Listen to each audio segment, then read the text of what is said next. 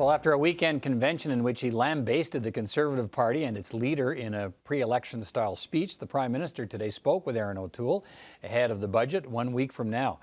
Trudeau also spoke with Bloc leader Yves-François Blanchet to discuss opposition priorities for the Liberal Build Back Better budget and whether he can count on opposition support. He'll speak with the NDP leader and the Green Party leader on Tuesday.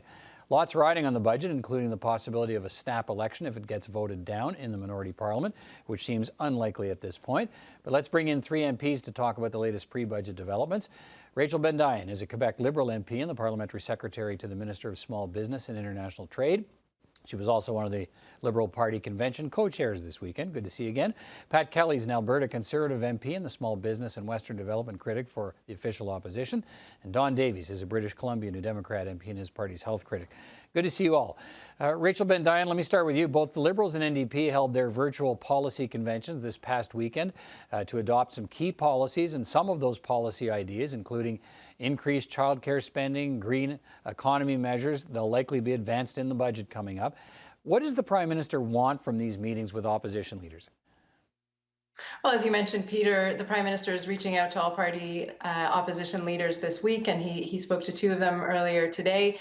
I think what we're looking for is to collaborate with our opposition colleagues. We're looking to deliver a budget that will deliver for Canadians, and we need opposition to vote with us on the budget. What we've seen with the Fall Economic Statement and Bill C-14 is that the Conservatives are consistently blocking us, which is delaying necessary funding and supports to Canadians. We hope that doesn't happen again with the budget. All right, Mr. Kelly, let me hear from you. Your leader, Mr. O'Toole, met with the Prime Minister today to discuss Conservative priorities for the budget. One would think whatever's going to be in the budget is mostly done by now, so I'm not sure he was looking for advice from Mr. O'Toole. But Erin O'Toole specifically spoke against the notion of a universal basic income, which both Liberal and NDP conventions supported this weekend. Doesn't mean we'll see it in the budget, I think. But why do Conservatives oppose that idea and other big-ticket spending plans? Well, I think now is not the time for grand utopian new types of permanent spending. The whole premise of the aid measures that we have supported so far since the pandemic were to get Canadians safely through the COVID crisis. And we now find ourselves really in a budgetary crisis over debt load, and adding on new permanent spending is just not what the right time for this. I mean, we need to get back to an employment-based economy and get into a rapid recovery of the economy through a transition back to a full employment economy. Not a time for new grand permanent measures. All right, let me come back to some of that in a moment. Mr. Davies, let me turn to you. Jagmeet Singh will meet with the Prime Minister on Tuesday. I guess I'm wondering what the NDP wants to see in this budget, but also in the context that, you know, are any demands the NDP makes hampered by the fact that Mr. Singh's already said he's not going to let the government fall over the budget. He's going to prop the government up during this pandemic. So do New Democrats have any leverage here? Well, first of all, I don't think that's what we've said. We didn't say we'd prop up the government no matter what in the pandemic. What we have said is we don't believe it's time to go to the polls right now when so many Canadians are suffering. Look, Peter, Canadian families and workers across this country are suffering. We saw last week the sobering figure of 53% of Canadians are $200 or less a month away from insolvency. So people are really suffering. So this budget, I think the number one priority is obviously to get essential help to people who are really suffering through the COVID crisis. That's unemployed workers, it's small businesses, it's seniors, students, and other marginalized groups. And unlike with respect to my colleague, Mr. Kelly, I think now is exactly the time to start focusing on structural programs like childcare and pharmacare and housing and long-term care reform. You know, there never seems to be a good reason for Conservatives to address these issues, but I think the COVID crisis has revealed in stark terms where these fault lines are in the Canadian economy. And now is the time to recognize them and address them, as well as, of course, the climate crisis, which there's no time to waste in dealing with that. So those are things we'll be looking for in the budget. Rachel Bendayan, we've already heard from various cabinet ministers telling us to expect big spending on childcare, green initiatives to fight climate change, and measures for women. This budget's being billed as one that will spend tens of billions to transform the economy. We've heard from Mr. Davies, Mr. Kelly. Why is this the right time, you think, while people are just trying to get through another wave of the pandemic? Why is it time to talk about a transformation of the economy for years to come?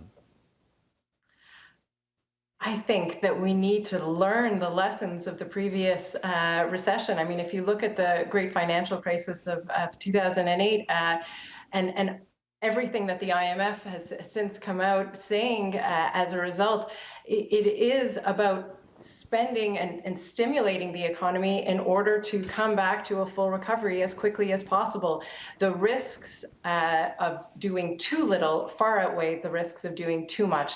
And the federal government knows this. And that is why from the very beginning we said that we would not only be there to support Canadians, to see them through the other side, whether it's with respect to families, supporting families through an increase in the Canada Child Benefit, whether it's the CERB or the many emergency measures that allowed Canadians to continue to pay their rent and put food on their table, or supporting small businesses, a file I obviously care very deeply about. We put in a number of different measures, and we've said that those supports would be there until the end of the pandemic, but we also have to see beyond that. And I think you have in us a government that can chew gum and walk at the same time. I mean, we need to address the pandemic and also ensure that the economy comes roaring back afterwards. Mr. Kelly, why is your party against that kind of big spending that we've talked about, that hopes to use the pandemic as a springboard to transform the economy? You talked a little while ago about the need to look at a job creation budget. Are those two things mutually exclusive, a transforming of the economy and job creation?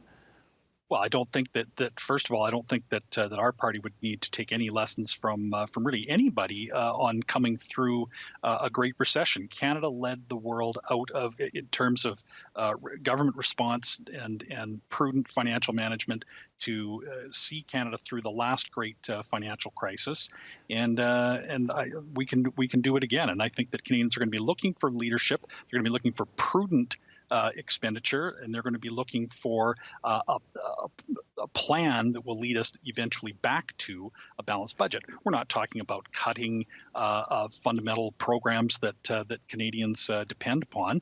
We're but concerned that now is exactly the wrong time, though, to continue to pile on debt recklessly as Canada has exceeded all of these measurements for debt. There have been no fiscal anchors. There have been no controls. There has been nothing from this government from the beginning. They squandered the inheritance that they received from the previous government. For instance, a lot of the experts say, look, you pour money into childcare, it actually is going to make money for the government with more women in the workforce, more revenue, more tax revenue, fewer supports because they're in the workforce. Do you accept that you could actually, with that kind of investment, government revenues can actually increase?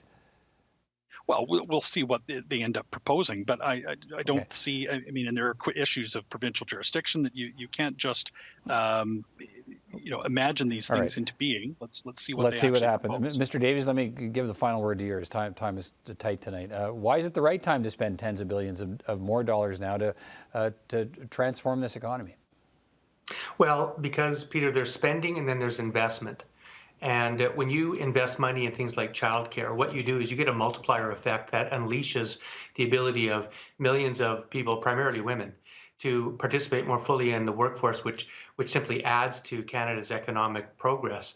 Also, things like building housing, having a strong infrastructure spending program in this country, the roads, the bridges, the highways, the ports, those kind of facilities are the basic infrastructure that provides the basis for Canada's economic progress for decades to come. So if you can't invest now when interest rates are near 0% and there's millions of people unemployed and need work, I don't know when you can invest. So I think it's a good time for us to invest in Canada and Canadians.